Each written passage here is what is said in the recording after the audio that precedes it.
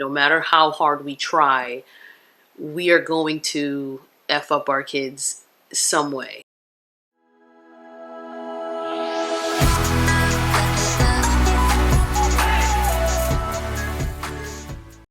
Hey guys, welcome to my channel. My name is Amy Esme, and you know you've been looking for just one more YouTuber to give you their opinion on a film, and guess what? You found me. Today I am reviewing Honey Boy. It came out in November 2019. It was written by Shia LeBeouf, and it stars him, Noah Jupe, and Lucas Hedges. So this film was written by Shia, and it is based on his life. He wrote this while he was in a head camp, which he described as the place where the court sends you when your only other option is jail. So it's not really a rehab. I guess it's just a spot where they're trying to figure out why you so effed up, why you acting up. We need to fix this. Where do we start? I don't know, boss. You tell me. I'm obviously not equipped to make any decisions. I want you to write an account of your memories. From what? Turns out it's most likely coming from his relationship with his dad. This is what actually happened in the camp, and this is what happens in the film. This is what the film is about. So it takes place in two distinct periods of his life.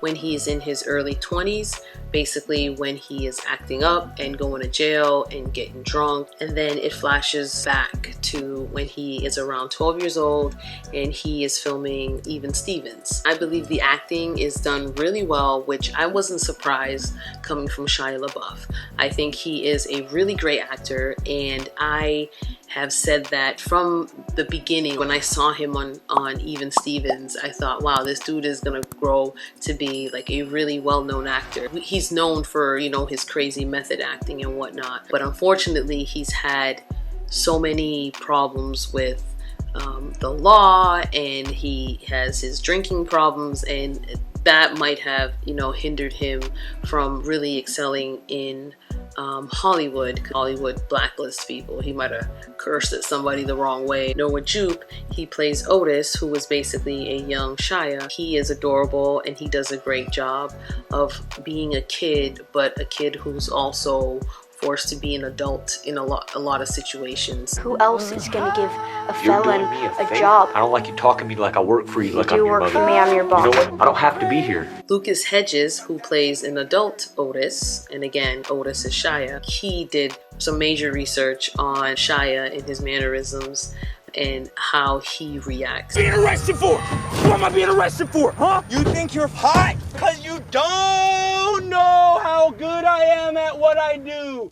I felt that the film had a very like artsy, independent film feel. I do not research the director before I watch a movie because I don't think most people do.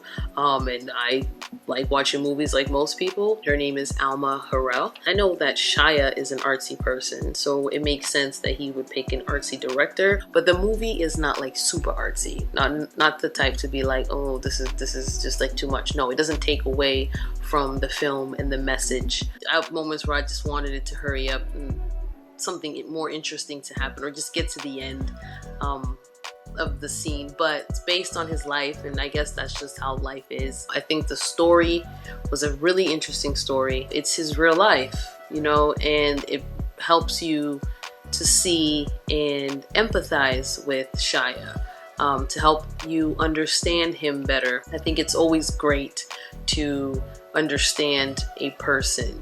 We see them on the screen and we think we know them, but we in actuality do not at all. We're all effed up, and about 97% of the time it comes from our childhood. This movie shows that there are subconscious things that we do as an adult that are connected to how we were brought up as a kid. I have two boys. I am aware a lot of the times that there are things that I'm saying or doing that I don't even realize, and then later I'm like, oh damn, like I hope I'm not screwing up my child. And that's just the sad reality of it. It's just like, no matter how hard we try, we are going to F up our kids some way. Now, Shia's dad was a really bad, example of a parent.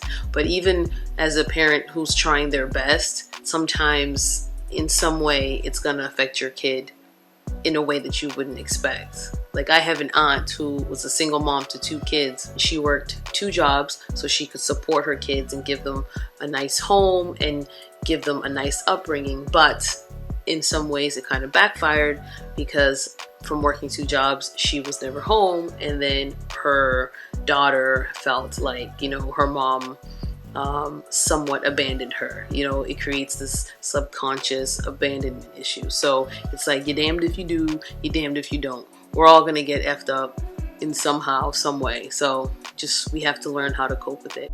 I give Honey Boy a 4 out of 5. It's worth streaming at home.